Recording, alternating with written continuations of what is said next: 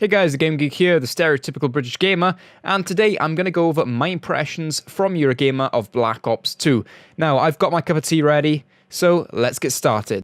So the first thing I noticed is the game feels really fresh. Yes, it still has that Call of Duty feeling that we're all used to by now, but it just feels like a new Call of Duty, something that the gap between MW2 and MW3 didn't. MW3 just felt like a newer version of MW2. It didn't feel like a new Call of Duty game, and I can safely say Black Ops 2 does feel like this.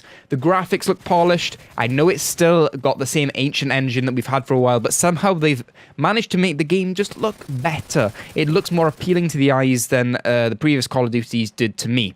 So you may think different when you look at the game, but personally I just felt the whole thing looks a lot more polished. So there's a good one there for the first point.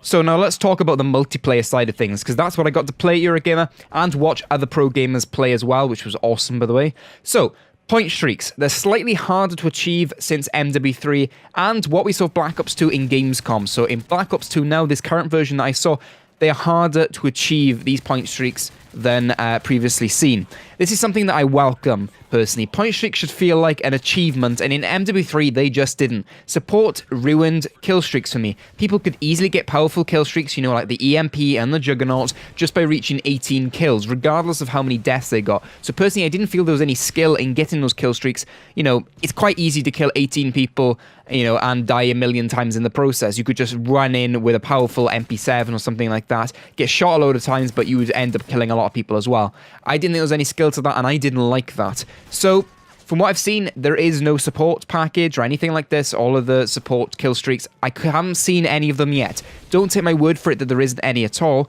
but I just haven't seen any, so this is what I'm saying.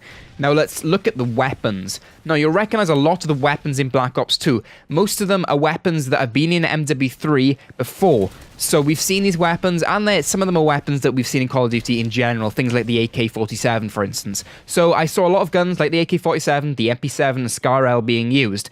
I was worried when I saw the MP7 being used quite a bit because I remember how overpowered it was in MW3. I can assure you though, having played it myself and seen other people use the gun and hearing from the commentators, it is not as powerful as its previous counterpart in MW3. You really have to be good at aiming with that gun now, because that gun's been nerfed. A lot of the weapons are really balanced. It doesn't matter if you've got an MP7 and someone else has got an assault rifle or something like that, because it's a lot harder to get those MP7 bullets on target, and it's nowhere near as powerful as it was in MW3. So a lot more balance is going on.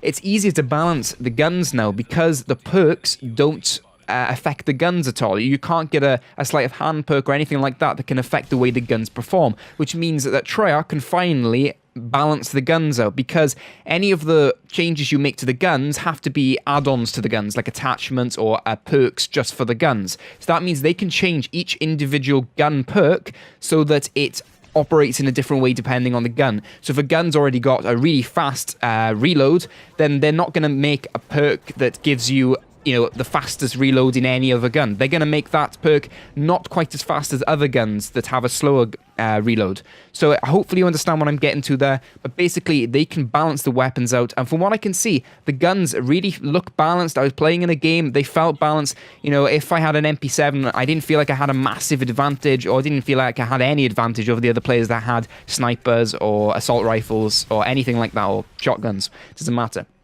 So that's my point I'm trying to get over. It doesn't really matter anymore what guns overpowered. Obviously, the game might be different when it actually launches. You know, when a lot of people play it, they tend to find these little tricks that make, you know, a gun a bit better or something. But they really have tried to keep everything balanced, and I think it's going to work. So it's less now picking the most powerful gun like the MP7. It's more about picking the gun that suits you best, because you're going to perform with, you know, you might prefer running into a battle zone, you know, with an MP7 because it's light, compact. You can sprint in, kill some guys, sprint back out, and just keep moving. Or you might prefer sniper. You might prefer to maybe take it easy at the back and pick people off from the sides. So it's really about choosing your playstyle to affect your gun. So you choose your gun based on your playstyle and things like that. So hopefully I've got my point across with that. I'm going to move on now. So multi-team deathmatch and kill confirmed is what we mostly saw at the event. And I can say that even though, you know, kill confirmed is something we've seen before, it's a lot more focused on getting those dog tags now, and from that, I'm going to say that it's going to feel the same for any other game mode, and that's what they're really trying to push, is that it's less focused on how many kills you get, it's more focused on getting that objective done. So if you're getting a load of kills, but you're not denying dog tags or picking up dog tags, you aren't going to do well as a team. You have to get those dog tags nowadays. You really have to just go for them, plan your way out, and it's a lot more challenging, and you're sticking to the, you're sticking to the objectives. So the games are a lot better now, in my opinion, because they actually are different game modes. Really, it was just, you just killed a lot of people, and everyone just it was just like a lone wolf where everyone just wanted to kill everyone else and didn't really play the game modes, and it just felt like everyone was either a team deathmatch or a free-for-all. So it's a big focus on the game modes themselves now. You have to stick to the objectives to win the game. If you're not, as a team, sticking to the objectives and working well as a team, you're not going to win. And I saw that quite clearly from what I saw at EuroGamer. So hopefully you like that, because I personally like that. Anything that promotes playing the objective and actually playing the game modes for what they're supposed to be played at, I think that's a really good idea. So that is just a brief run through of what I saw at this year's EuroGamer, and overall, I have to say I'm really excited for this game. I wasn't excited for this game before I played it at EuroGamer, but now I can't wait to get my hands on it and play it. And same for other YouTubers. I spoke to a couple of other YouTubers, and they said exactly the same thing. They just weren't getting excited for the game before they got their hands on it and saw they saw at EuroGamer, and suddenly they realized, hang on, things are changing. Things are going to be different with this Call of Duty. I know we say this, and they do try and push that every Call of Duty, but genuinely, changes have been made, and in my opinion, they're for the better. So, thank you for watching the video. If you did enjoy it, don't forget to hit that like button and subscribe to see more Call of Duty videos from me and my weekly roundup on Friday. But, as always, drink tea and game on.